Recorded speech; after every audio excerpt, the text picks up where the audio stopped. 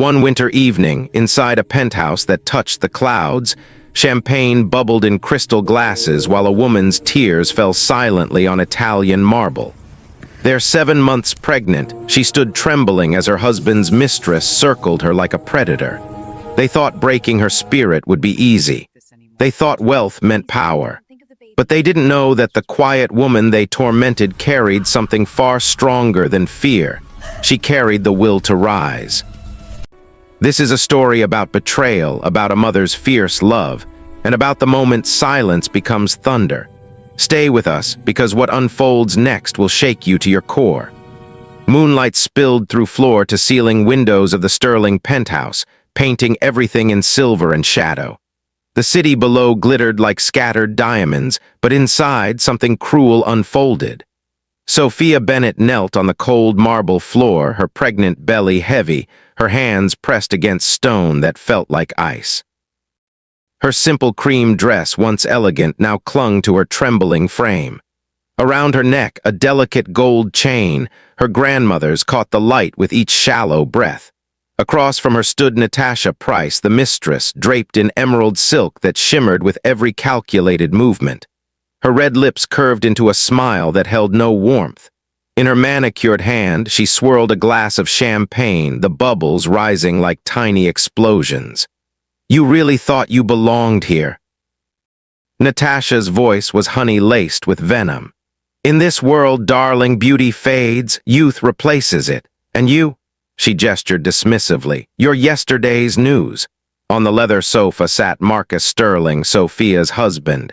His tailored suit was pristine, his watch worth more than most people's homes. He watched the scene unfold with the detached interest of someone watching a film they'd seen before. One hand held a tumbler of bourbon, the other rested casually on the armrest.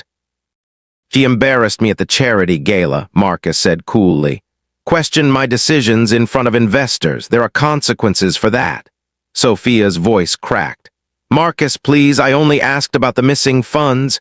"You question me," he interrupted, his tone sharp as broken glass. Natasha stepped closer, her heels clicking like a countdown. She tilted her glass, and champagne poured over Sophia's hair, dripping down her face, soaking into her dress. The liquid was cold, the humiliation colder.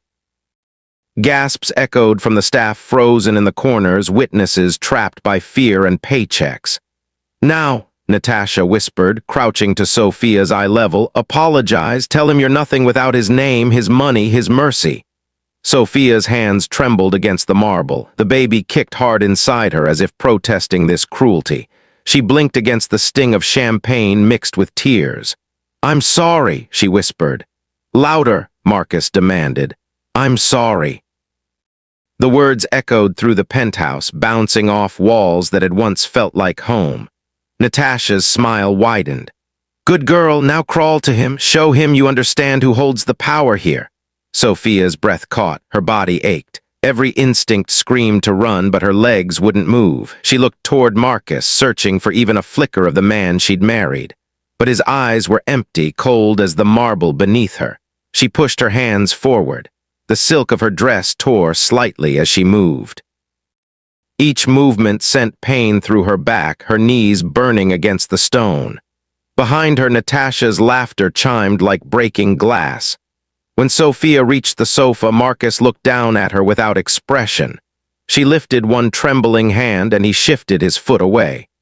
"Don't touch me," he said quietly. Something inside her shattered, not her spirit, but her illusion of who he was. The room fell silent except for the city's hum beyond the windows. Natasha grabbed her phone and a camera flash illuminated Sophia's tear-stained face. "Perfect," Natasha murmured. "Evidence that even princesses kneel." The next morning arrived gray and heavy. Sophia sat alone in the guest room, wrapped in a thin blanket, listening to Natasha's laughter echo from the main floor where she entertained friends. Her phone buzzed, an unknown number. "Do not sign the divorce papers. Help is coming." Sophia stared at the screen, heart pounding. Before she could respond, footsteps approached. She hid the phone as Natasha entered. "Marcus wants you gone by Friday," Natasha said, examining her nails. You'll get a settlement, enough for the baby, be grateful. Sophia's voice was barely audible. Why do you hate me? Natasha laughed. Hate, darling, I don't think about you enough to hate you. You're just in the way. When Natasha left, Sophia looked out at the storm clouds gathering over the city. Thunder rolled in the distance. Her phone buzzed again. Your mother-in-law knows everything. Stay strong. That afternoon, the penthouse doors opened with force that shook the chandelier. Catherine Bennett, Sophia's mother, entered like winter itself, cold, unstoppable, inevitable. Her silver hair was swept back, her black coat tailored perfectly. In her hand, a leather briefcase that seemed to pulse with power. Marcus stood from his desk, surprise flashing across his face. Catherine, this is unexpected. Everything about your treatment of my daughter has been unexpected, she replied, her voice quiet but absolute. She placed the briefcase on the table and withdrew documents.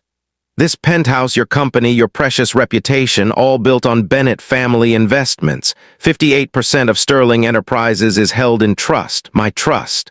Marcus's confidence wavered. That was a formality. Read the signatures, Marcus. You signed away majority control when you took our money. You just never bothered to read the fine print. From the balcony, Natasha descended, arms crossed. You can't just walk in here. Catherine's gaze cut through her. You're the woman who assaulted my pregnant daughter. I suggest you remain silent before I add criminal charges to what's coming. Natasha's mouth snapped shut. Catherine pulled out a flash drive. Every transaction, every misappropriated fund, every secret account. And yes, she looked at Natasha, the video you took. Already sent to the authorities and the press. Marcus's face drained of color. You wouldn't dare. Catherine stepped closer. I already have. By tomorrow, the world knows who you really are. The board has voted you out. The penthouse reverts to Bennett Holdings, and you, Marcus Sterling, are finished. Thunder cracked outside, shaking the windows. Sophia appeared in the doorway, her hand resting on her belly. For the first time in months, she stood tall. You told me I was nothing without you, Sophia said softly. But you were wrong. I was everything. You were just too small to see it. 6 months later, the penthouse had transformed. The Bennett Women's Shelter occupied its marble halls. Laughter replaced cruelty. Hope replaced fear. Sophia stood by the window, her daughter Grace sleeping peacefully in her arms. The baby's tiny fingers wrapped around her thumb. Catherine joined her. You turned his palace into a sanctuary. Sophia smiled, tears glistening. Every woman who walks through those doors will know she's not alone. That's the power he could never take. Outside, the city lights sparkled like stars brought down to earth. If this story touched your heart, if you've ever felt powerless but found the strength to rise, share this with someone who needs to hear it. Drop a comment telling us where you're watching from and what strength means to you. Your story matters, your voice matters, and together we rise.